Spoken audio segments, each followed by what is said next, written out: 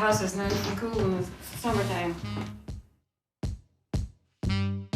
My husband picked me up from work. We came through the door, and there were young people lined up all in the house. So we just kind of looked at each other and what was going on. And they were in the living room, they were in the dining room, they were sitting on the steps all the way up in the kitchen. Everywhere they could get a space to sit, that's where they were, or stand. They were as curious as we were. So that was when it first started. And then they formed, and then they used to march over the park. Queen of the scene. Oh, she means business. We left Chicago and ended up in Champaign. That's taken in Champaign, Illinois. This was taken here in Seattle after he moved here. Boiko moved us here. My husband, the good part, he had a job, so his job was a graphic illustrator at Boiko. But this is the kind of stuff that they drew on. I put that everybody's. Anyway, he tore this off and wrote this poem.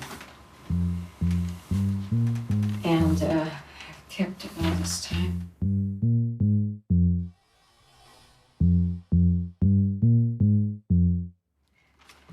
See, this is when you wet this stuff, this paper, it turns into cloth.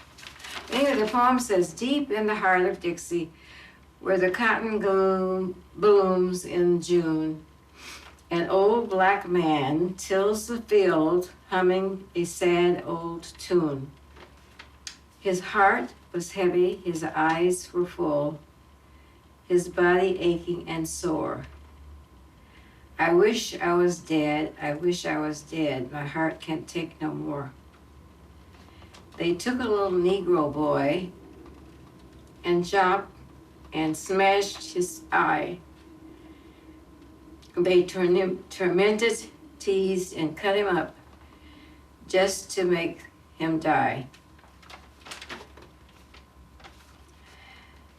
They tore off an ear when he shed a tear, and they beat him in the face. Each mark and scar was so symbolic of suffering by the Negro race. They threw him in the river, his hands and legs all bound, hoping that his body never would be found. The river current surged and slashed to free its mangled prey, but it didn't matter anymore, for it was Emmett's Judgment Day. The two white men who did this thing are free to lynch, and now, my God, we pray to you, revenge for Emmett Till. The hate and evil in this world is something sad to see.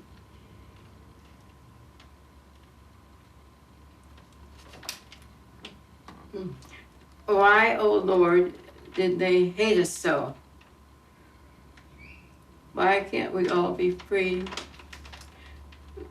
The children played on the courtroom floor. The grown-ups drank beer, cold beer. They laughed and joked and enjoyed themselves like they had no God to fear. I'll never forget you, Emmett Till, and how you horribly died.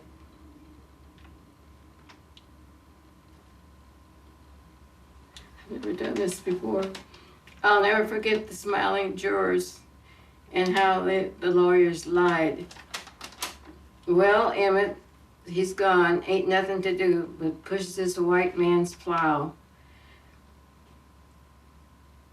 I guess little Emmett's made his peace because he's with his father now. Elmer Dixon Jr., Champaign, Illinois, October 1955. You know, I've never cried. I fight for justice. I fight for justice. I fight for justice and what's right. fight for justice. I fight for justice. I fight for justice. Yeah. And what's I wrong? went to work and wrote that as soon as he read the newspaper article about that boy. This was taken here in Seattle after he moved here. These are all high school pictures. It was very hard finding a place for us because of our color. With a family of 4 kids, you wonder where you're going to live. And so we had kind of told our parents that we had a place, but we really did not.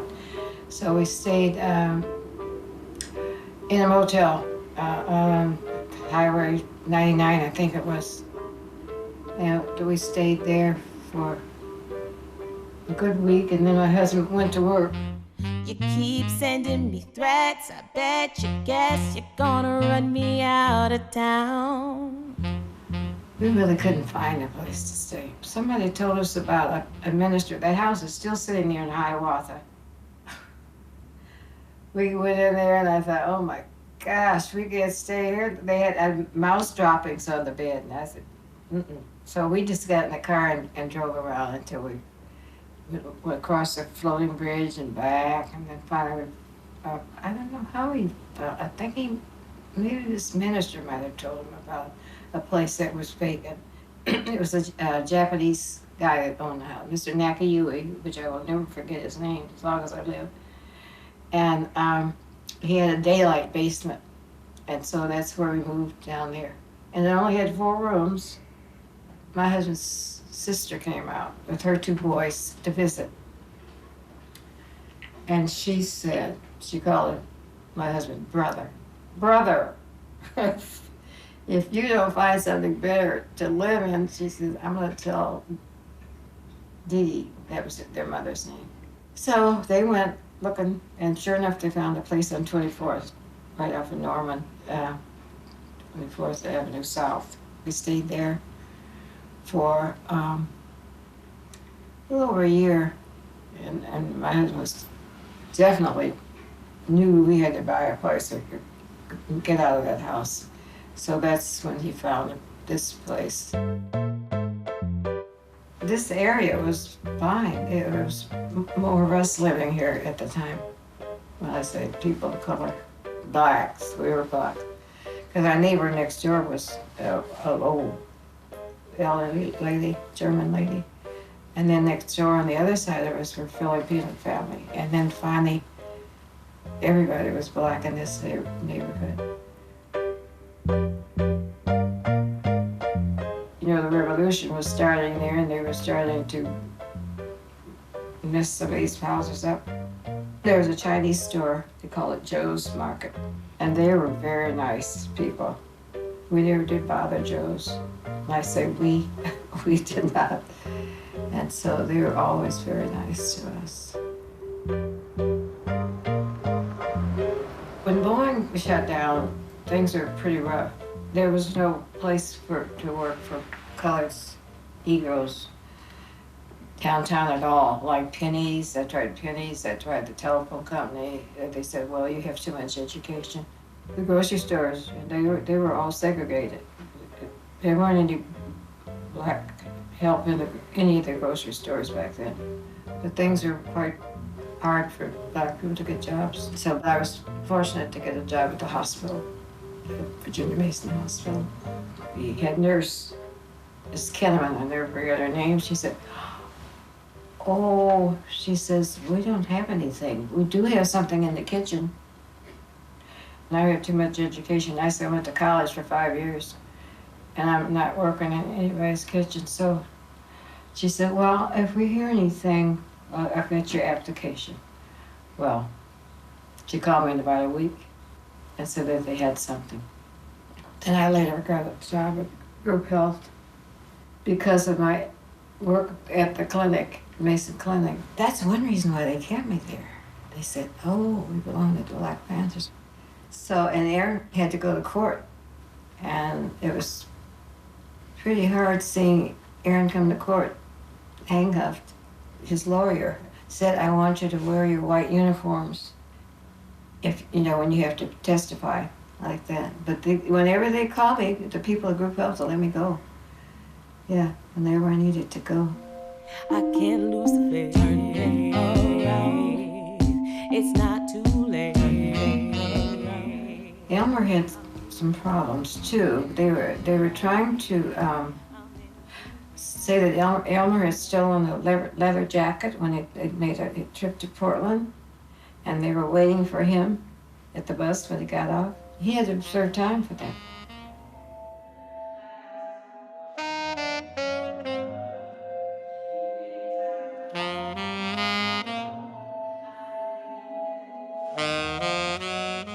I still have all the letters. Yep, I kept every letter he wrote us. But anyway, here they all are. See, he was quite a writer, like his dad. It just says hello. Just another quick note to say hello. See, we didn't want my mother to know that he was locked up. Turn it around. We were real supporters of them, both of them. We see the boys downtown selling papers. They all learn how to write very well, all three of the boys. As you can see, Aaron writes, he used to write poems and all that stuff. Their goodness about giving food breakfasts and driving them to prison to visit some of their relatives. And they did a lot of good things like that. Clothing program, the clinic. That's where most of them stayed, in this house. I guess you see the Black Panther office. But when they were in their place, when the FBI was after them, to get in and out of there, it was all sand bagged inside. And you had to hop over. They used to come here and they could listen to what we were saying. So a lot of times we would just kind of write a note or whisper, you know. One night, I guess it was during dinner time, I answered the phone and someone said, "We're gonna kill your son." And we were saying, "Okay, try it." I was saying that. Yeah, they said, "We're gonna kill your son." We got close like that. I did. It didn't really bother me. I don't know, it felt kind of tough. We were young, and whatever they did, we supported them because they knew they were no criminals. It's legitimate. They had a legitimate reason to do what they did. I'm a queen on the scene. Yes, I am. And I mean business.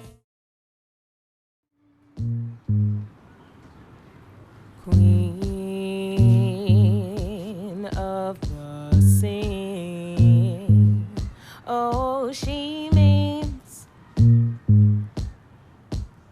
business. My name is Youlanda Givens.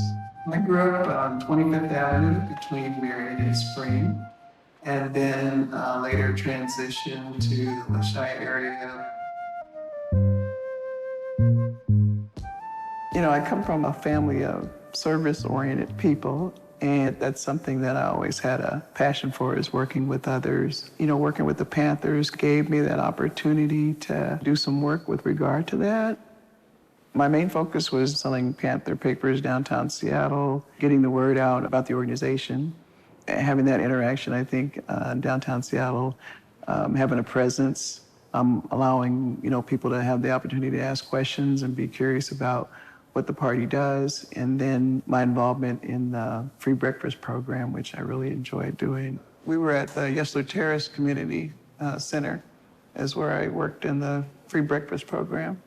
We were responsible for setting things up, for cooking the meals, for buying the supplies. For example, if we were going to, you know, do pancakes and bacon and, you know, make sure we had milk. And I know we would do cereal, you know, because, you know, kids, you know, they're hungry, they can't wait for things to get done. So, you know, you can have some cereal or some fruit, you know, to tide you over until, you know, you get the main base. And we were responsible for cooking those meals.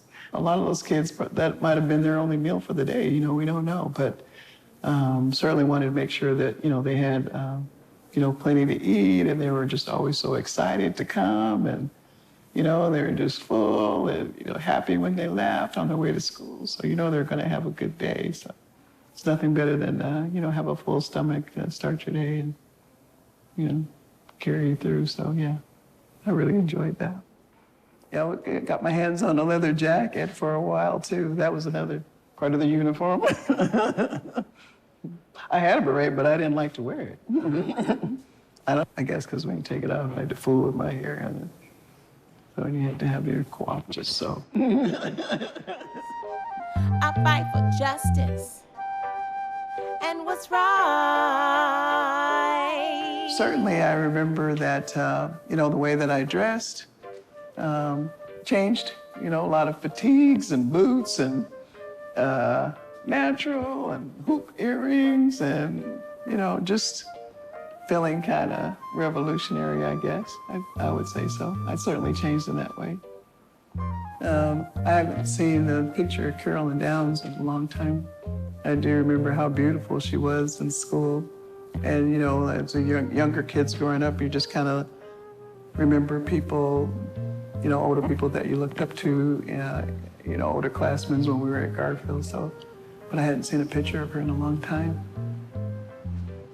I really didn't know other women Panthers except by sight, by name, but personally I didn't have a relationship with any female Panther members, which I didn't think was anything wrong with it because I was a tomboy at heart, so I felt more comfortable in the company of male people that I grew up with. I felt comfortable with Ron Johnson, who was kind of like my comrade in arms and mentor.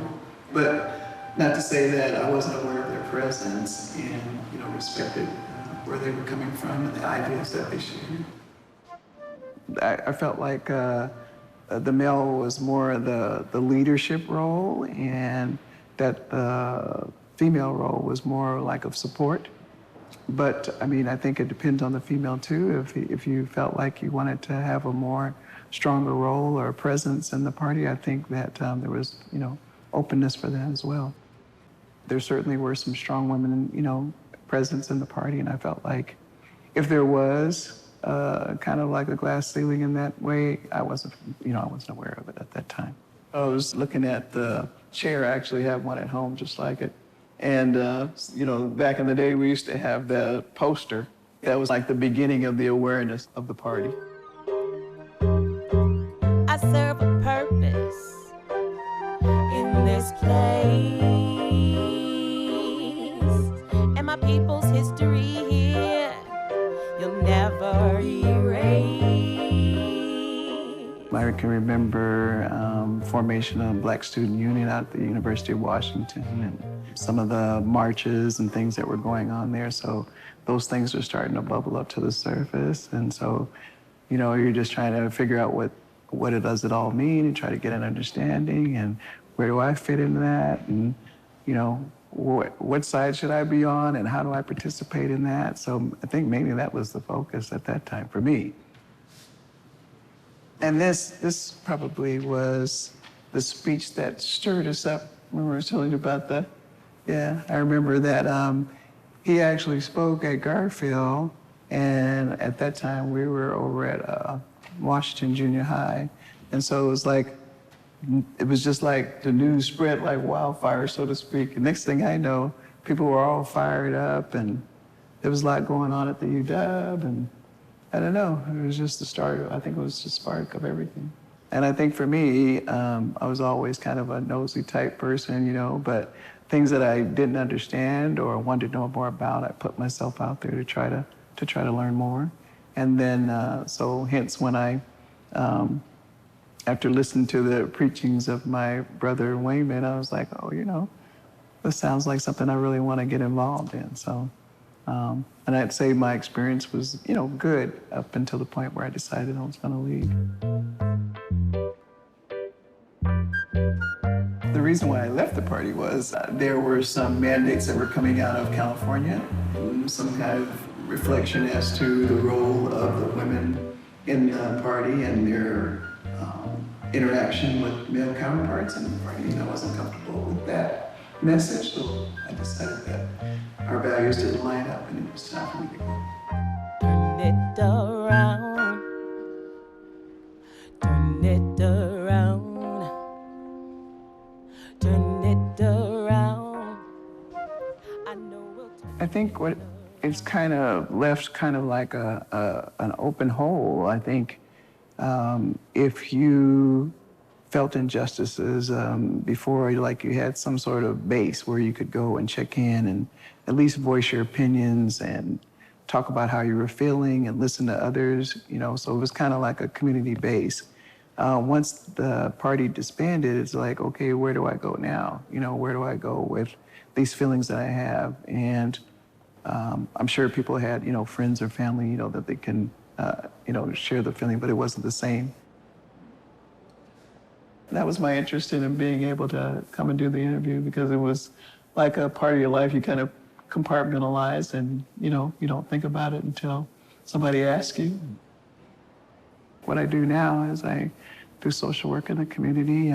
Before that, I worked with kids in therapeutic foster care, and one of my friends said, now, you know, you can get paid for running your mouth. I think I used to get in trouble for that all the time, but I enjoy talking to people, meeting people, and so continue that legacy. And I think definitely participating in the party, you know, gave me the opportunity to kind of get my feet wet and feel what that's like to give back and see the pleasure that it gives others. So I'm kind of really proud that I kind of spearheaded some of the programs that we have now. I think that a lot of people carry that spirit of what they've gone through, what they've experienced, where they've been.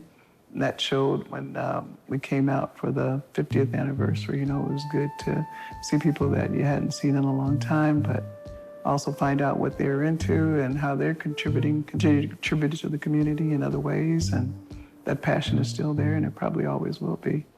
Queen of the scene. Oh, she means business.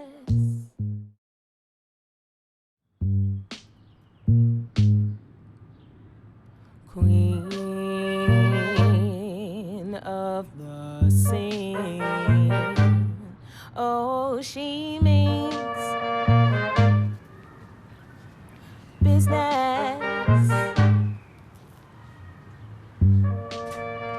My name is Phyllis Noble Mobley. I am a graduate of Franklin High School.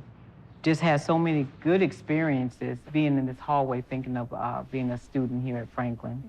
And this is my granddaughter, Amia, who is I am the current Black Student Union president here at Franklin.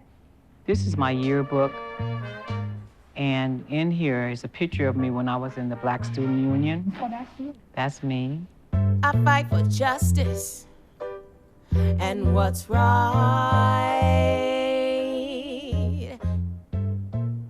And this is my brother, who was a Black Panther and also the first president of the Black Student Union. But it's just interesting how long the Black Student Union has been in existence.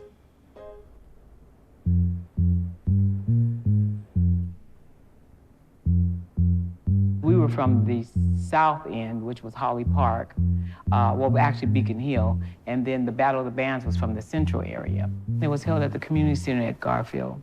With the Battle of Bands, no one is going to be a loser. Everybody's going to be a winner, but with the battle, one band thought they won, the other thought they won. So that's where the conflict came in. I don't know how or why, but it ended up being a pretty sad night. And so right after the Battle of the Bands, there was some altercation, rocks were being thrown, and so the police were called. And they came in and they began to just fight with the people that were there. And one of the police officers grabbed my brother around the neck and had him in a chokehold. Well, my mother was there, so she saw that, and he knocked my mother down. And at that point, then it really got really bad because my brothers were trying to protect my mother. It was really a rough time. I had never been maced before, and so that was something very different. You have tear gas It was tear gas, actually. My brother, he went to jail, but I think that was probably the first time my brother said that he met Elmer and Aaron and talked to them about the Black Panther Party. I really thought that they were a group of young men and women that were making visible changes in the community. I thought they were definitely a benefit. My brothers and sisters were in the Black Panther Party. They were very involved, and my parents were accepting of the fact just because they were involved. I became involved. Before they accepted me into the Panthers, I had to tell them about the 10-point program. I serve a purpose in this place. It was exciting because I passed that and they accepted me in, and I became involved just about when I was 15 and a half. I was allowed to go with my brothers, but I was really young. Lots of things that happened was just because they were older and I could go with them. A couple that stood out for me were the sit-in here at Franklin, and also we marched on Rainier Beach for injustices for the students. I'm sure that the sit-in was in '69. I was in the 10th grade. There was an altercation with a young black guy and a white guy. The black man was kicked out. He was not gonna be able to graduate, but the young white guy was able to continue. So we followed our Black Student Union president out of the auditorium, and we just decided that we weren't going back to class. The Black Panthers heard about that injustice, and so they came to our aid. I fight for justice and what's right.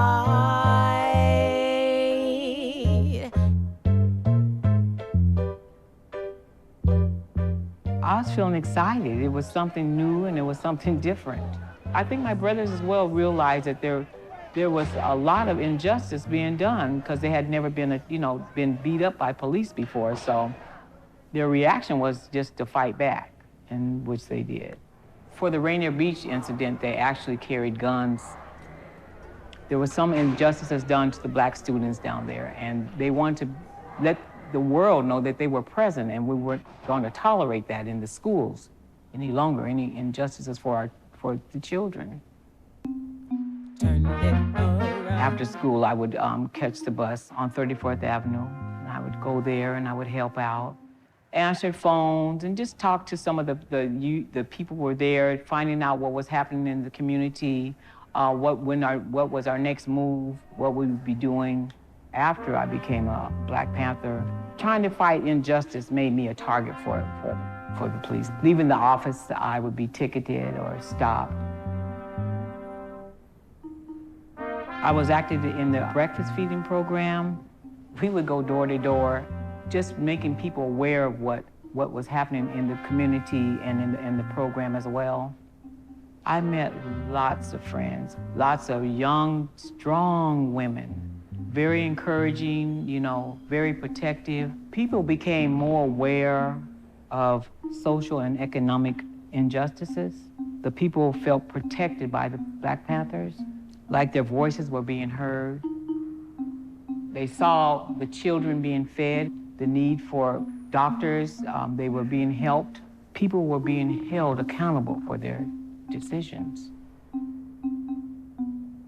Even at Franklin, when I went to school here, I was told that I was going to be a secretary.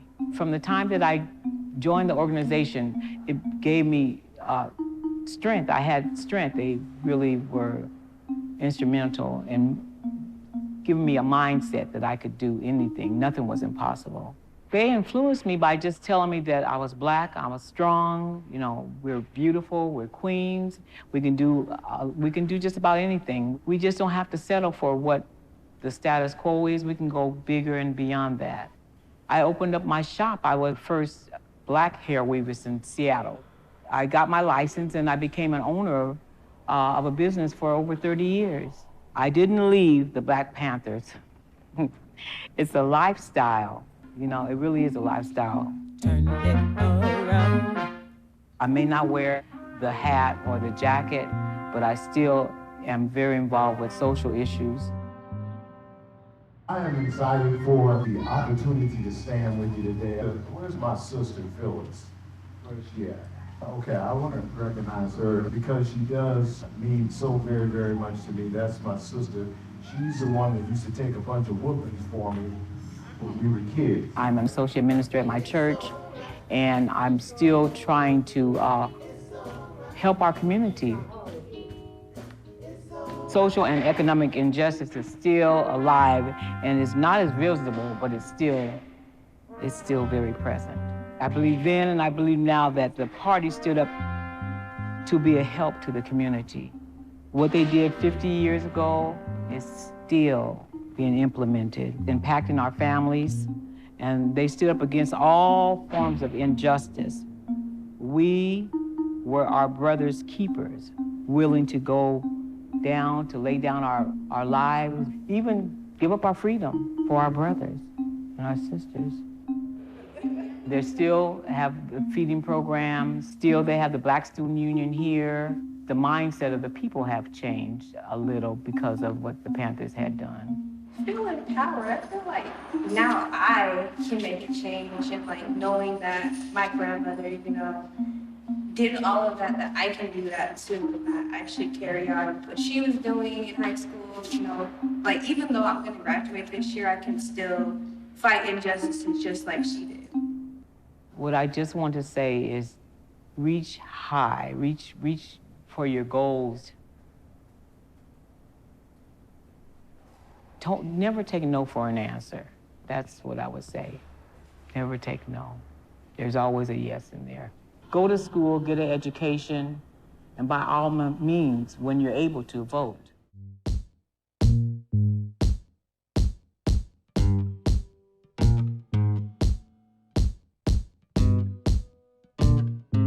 I wanted to show you this, what my son bought for me for Christmas last year. It's so precious.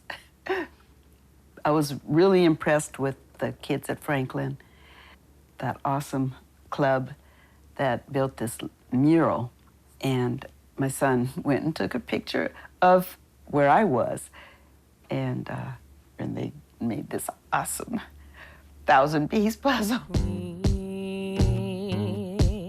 of the scene. Oh, she means business. I started working with the Black Panther Party back in 1969, 70.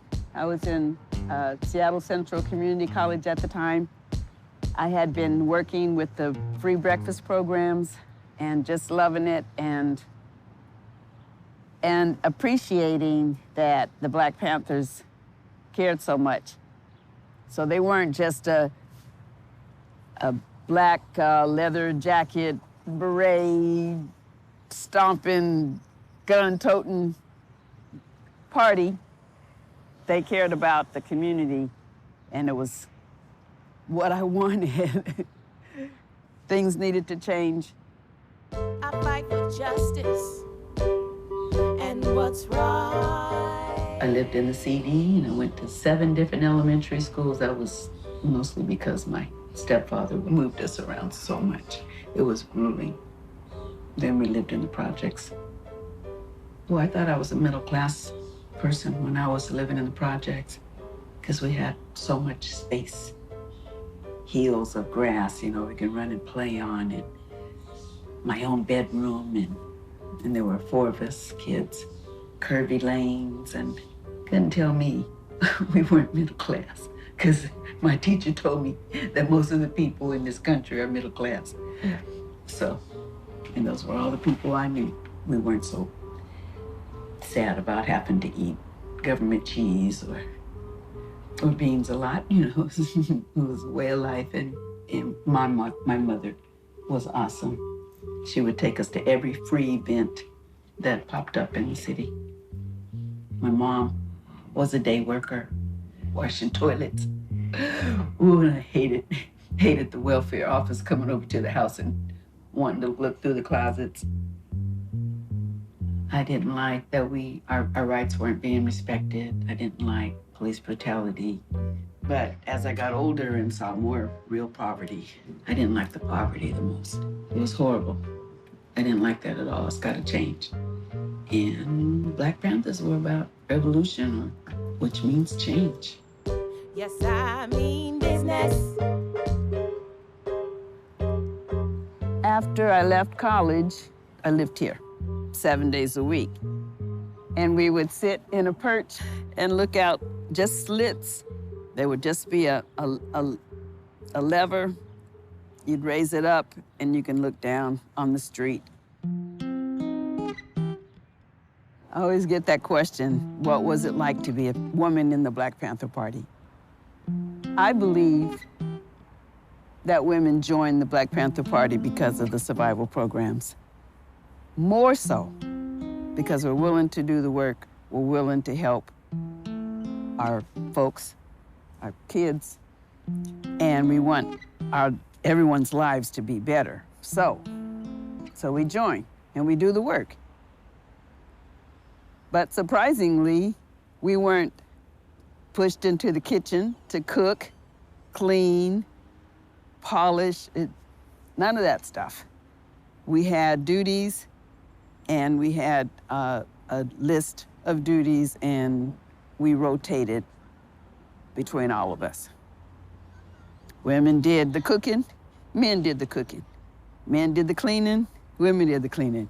It was shared duties, including being a security guard. Everyone would do the jobs. We did take lessons in cleaning guns, taking them apart, of course, putting them back together.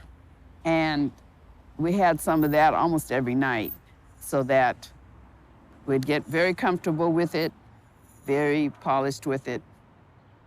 And then we knew how to take care of the weapons and safety. I'm strategizing, I'm blessed, I guess, and yes, I'm gonna be sticking around. Oh, yeah, that's a pig. It wasn't like that. The pigs were not caring. This does not represent that era. They were afraid of the Black Panthers, and so they were hostile towards the Black Panthers. J. Edgar Hoover, they did not want any citizens to like us or support us or think that we're doing anything good, because he wanted to dismantle everything we did, to kill off people if they have to or felt they had to, and they made it hard. Actually, the FBI-led raid, they talked to the mayor and said, you know, get ready, we're coming to town and we're going to take that office out. And the mayor says, no, you can't do that. And that was Wes Ullman, and he stopped them from coming in. But we were ready. I remember shaking a little. I fight for justice and what's right.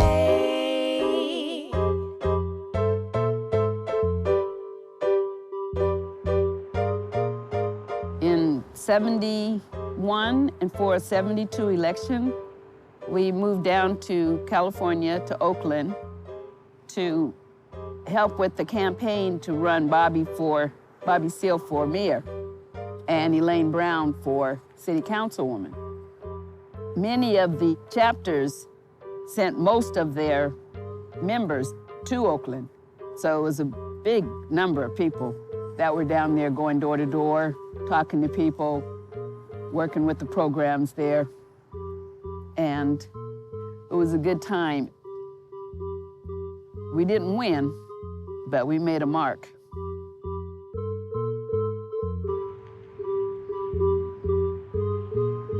What we believe, to love, to unite, to respect, to build our communities, build our health, build our lives. We started procuring our furniture for the free clinic. Because we've been talking to Dr. John Green, and he was going to help us get equipment. And we moved in. We were living in this house here on between 21st and 22nd in Union. I fight for justice. I fight for justice. We never would have imagined that would have grown to this and to that. You won't close the door on anybody coming into the clinic, and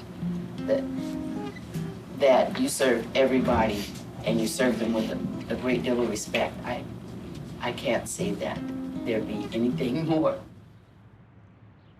I went to school, I became a nurse for 30-some years. I was doing my thing with the union and with the nurses organization, but it wasn't real political. I wasn't out on the street. But the young people, I like what they've done. They've got connected to the changes in the prisons. The injustice there, that's major. And they've done a lot more protesting, and it shows. They're becoming leaders themselves. Queen of the scene. Oh, she means business.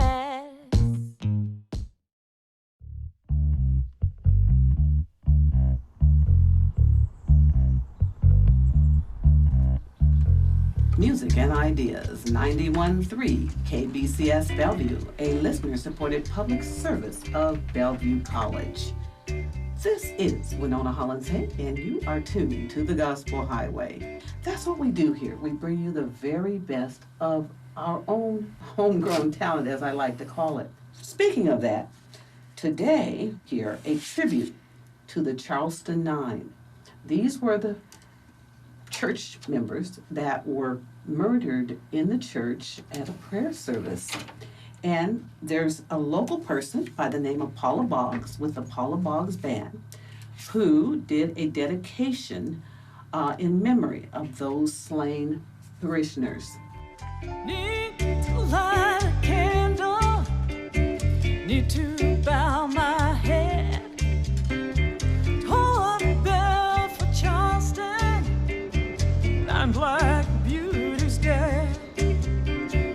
You may say it's hatred, some may call it sin. All I know by grace of God, the devil will not win. Songs like Paula Boggs' band's song, dedication to the Charleston Nine, speak to how the early teachings of understanding why it's important to exercise your rights, why it's important to stand up, why it's important to show up and speak up. All that was training that I got from the Black Panthers. Queen of the scene.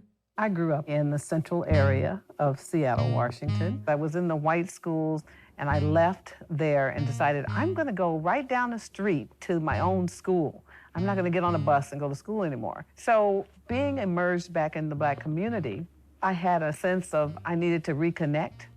So I was gravitating and looking for friends. And at that point, that's when I met Carolyn, which is our famous Carolyn Downs. She educated us. She told us that she was a member of the Black Panther Party and that the Black Panther Party was going to be the savior for African-American children and for the future of the community, and that they really cared about people. And it was more than just coming to school, getting an education, and as she said, go work for the white man. It was bigger than that. She said her purpose and her sense of purpose was more than that. So we got intrigued, I guess we'd have to say, and we said, well, where do you go? Where do you get this information from? And she said, I'll go up to 34th and Union. And we said, okay. So at that point, it was kind of a challenge. We were more or less just curious. Got up there and saw those handsome leaders, and we were like, oh, okay. We were young girls. And we filled out information, cards. Queen of the scene. And we became members, card-carrying members of the Black Panther Party. And we'd listen and hear, all of the rhetoric and learn information. And basically, my goal was, from that day on, was to just learn that there were other things to do besides just be about yourself, be caring about what you look like, what you had on. At that time, we were teenagers. Our life revolved around the dances, the parties, the clubs at school. And I have to admit personally, we were not as inspired as Carolyn was. So a couple of times we went down with her, after school. We didn't go during school. Went down to Cress's, which was on the corner. It was a big store downtown. And she'd have a tin can, and she'd be there, and it would say Black Panther breakfast program, and she'd be there shaking that can. I fight for justice and what's right. There were some people that were very central to the movement, and I wasn't one of those that's central to the movement. Jesse Weinberg has this really interesting story that I always remember, because one night he was in a car with some kids and they were driving, and all of a sudden the police stopped them, and the lady came out of her house and said, "What are you police doing out there?" And we didn't call the police then, we called them pigs. I'm sorry, but that's the truth. They said, what are you doing out there to those kids? This lady was screaming, you so, and she said, "I'm gonna call the Black Panthers." And she went back in her house and she called them. And Jesse said, before you knew it, they were there. They showed up. And they said, they said, "Do you have a warrant?" And Jesse said they were asking all the questions that young boys at that age, 16, would not be asking. And as a result of that, they said, "You better put those seats back in that car," because they had torn out the seats of the car, I guess, looking for drugs. And so I guess police got intimidated. They didn't worry about the boundary of trouble. If it was the right thing to do, and I think back to Carolyn, that's exactly the persona that she had. I'm doing the right thing, so I'm gonna keep doing the right thing. And I think that was my very first experience with learning about the Black Panthers and living on purpose and on mission and trying to do something outside of just the realm of what you can do as an individual, but what you can do as a collective. For 6 months was probably about as long as I was active, going to meetings. That was about it for me. I got kind of gun shy. I definitely recall one evening when things got really serious. We were down by Jordan's Drug and Grocery, and it was Black Panthers and other people there. But a crowd of people, when a man that lived in an apartment right next to Jordan's came out with a gun. I think he was trying to scare us, so he was shooting a gun up, kind of, I assume, up in the air. I don't know. We didn't stay around to see, but we all scattered and ran. And I guess it was his way of saying, "I'm white, I'm living here next to Jordan's, and don't you kids get on my property, and don't you people come near me." That was a very scary, scary experience. And from then, I started to see a different side. I was worried. I began to be more worried about, now, what am I actually doing? What is this? And it wasn't so much about the Black Panthers at that moment. It was about our world at that moment. It became a very scary time in my young teenage life, to know that it seemed to me like the whole world was exploding, that things were happening that we had no control over.